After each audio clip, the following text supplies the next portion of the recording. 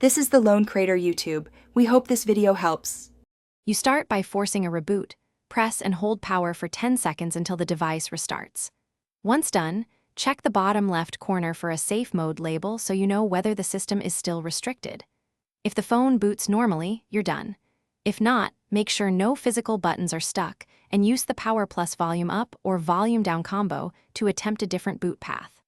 This clears transient glitches and reveals whether safe mode is persistent. You now tackle the root cause. Pull down the notification shade and look for a safe mode prompt or a restart option.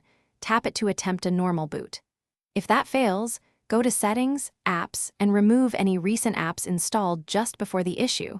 These can trigger safe mode to protect the system. Also clear cache for system UI or the offending app so corrupted temporary data does not force safe mode again. These steps remove software triggers and resume normal operation. If software fixes fail, back up your data and perform a factory reset from settings or via recovery mode. Hold power plus volume up to enter recovery, then choose wipe data/factory reset. Once done, set up your Redmi again and observe whether safe mode returns. Make sure to reinstall apps one at a time so you can spot the cause.